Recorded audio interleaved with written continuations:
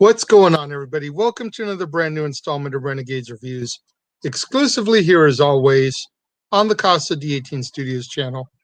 I, of course, am your host, the Renegade J.J. Williams, and today I'm going to be discussing 1986's The Great Mouse Detective, starring the voice talents of Barry Ingham, Vincent Price, Val Benton, Suzanne Polachek, Candy Candido, and Alan Young.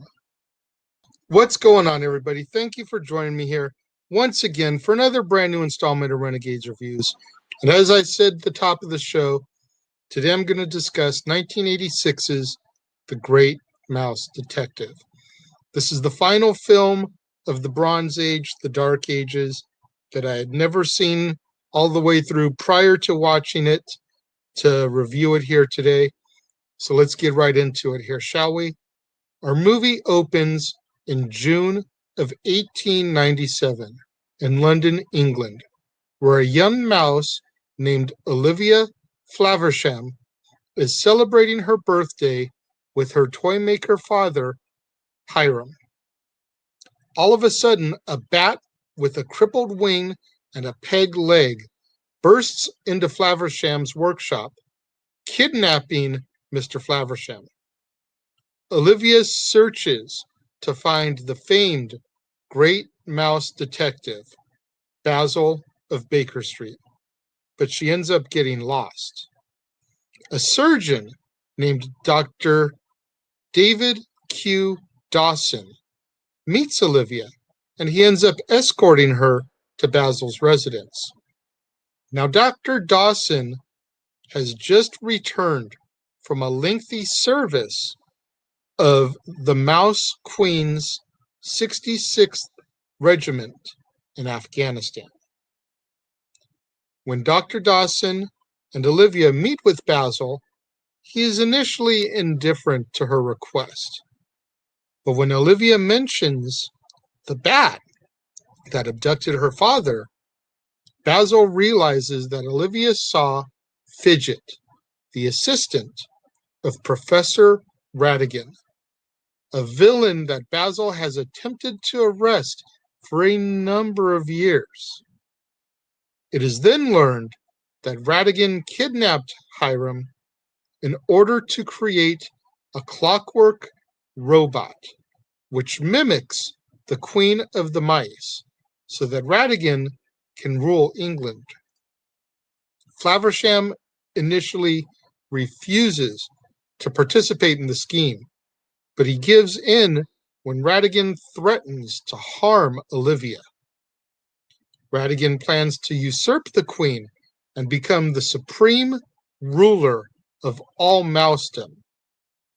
Meanwhile, Fidget appears through a window, and our heroes attempt to chase him.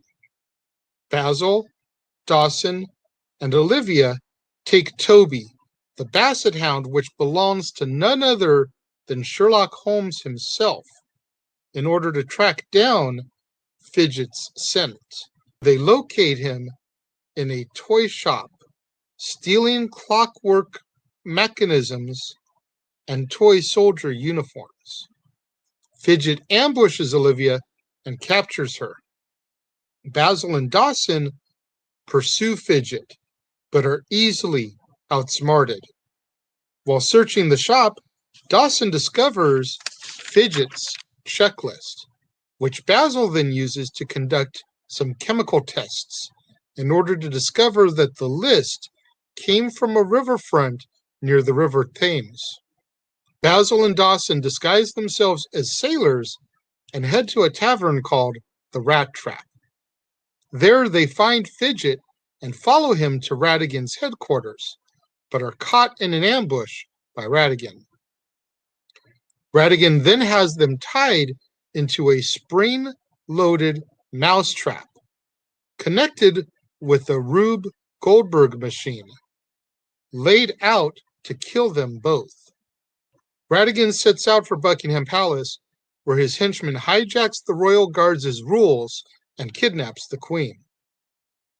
Basil deduces the trap's weakness and escapes just in the nick of time along with Dawson and Olivia.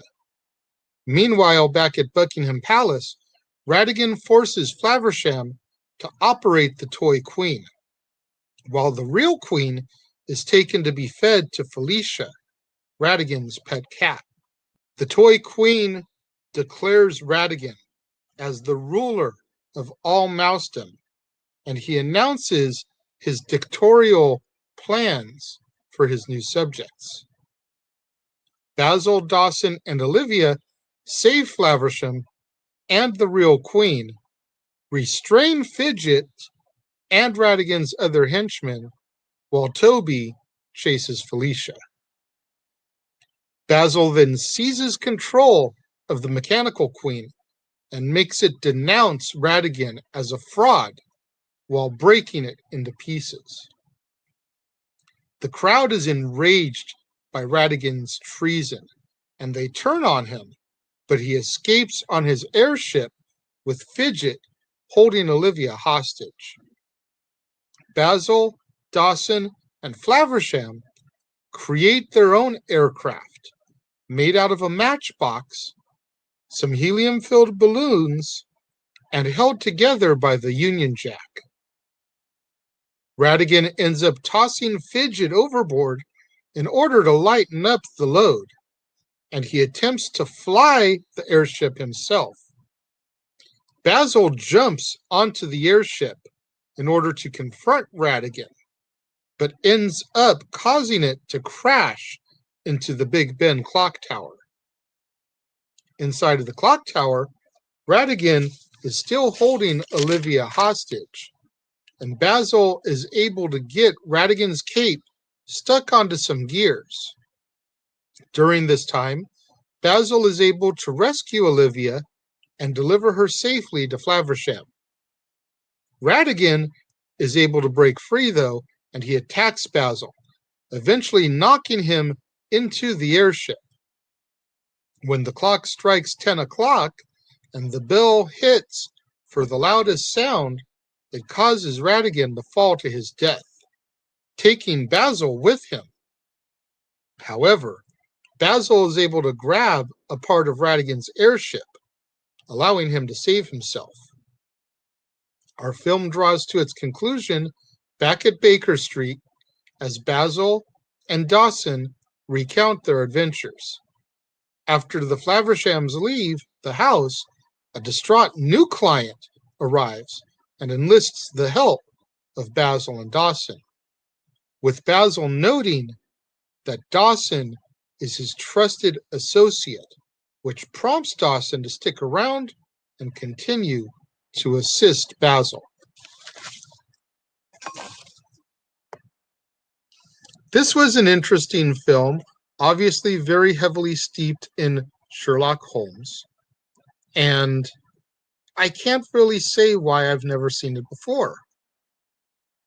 Especially with my love for horror movies, you would think I would have seen it if for no other reason the voice of Vincent Price.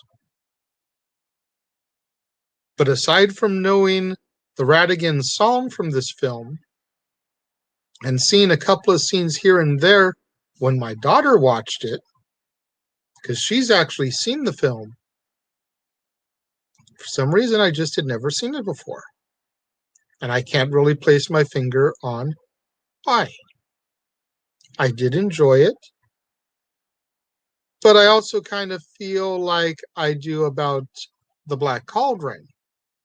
You know, I don't know if this will make my continued viewing playlist when it comes to the Walt Disney Animation Studios filmography, but I wouldn't be opposed to watching it again. You know what I mean? I did enjoy it enough that if one of my friends said, "Hey, let's watch Great Mouse Detective," I'd be like, all right, cool. I wouldn't fight it like I would fight The Rescuers. When it comes to my rating for the film, I think it would only be fair to put it right there with The Black Cauldron. I'm going to give it 3 out of 5 stars. I definitely feel like the song Ratigan was a lot more memorable than some of the songs in some of these films that we've talked about here lately, mainly The Rescuers and The Fox and the Hound. But it's still not the caliber of music that you found in the Aristocats, Robin Hood, and the Many Adventures of Winnie the Pooh. But at least there's a song in this film that's a lot more memorable than some of the previous films, at least in my personal opinion. What do you guys think about The Great Mouse Detective? You've seen it before? You're watching the premiere? Tell me over here. Watching it later on demand? Leave your thoughts down here.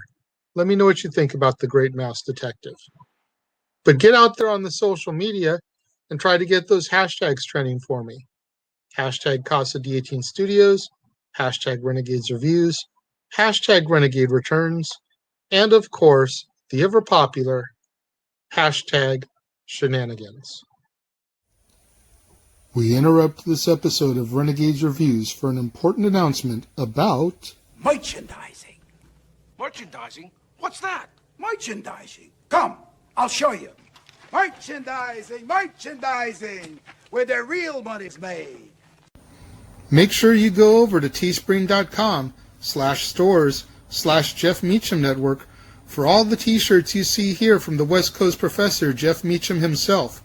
You can get shirts for the Jeff Meacham Network, Talk Wrestling, as well as the red and gold Meachamania shirts. And while you're there, don't forget to get your shirts of the Casa D18 Studios Brotherhood, the Dads on Wrestling shirt, the Renegade J.J. Williams, Statboy Sports Bar, and the hashtag Statboy Approved shirt. Make sure you go over to teespring.com/stores/Jeff Meacham Network and score your shirts today. Make sure you guys get out there. Do what that commercial just told you. Go to teespring.com/stores/Jeff Meacham Network. And all the official merchandise of the Casa D18 Studios Brotherhood.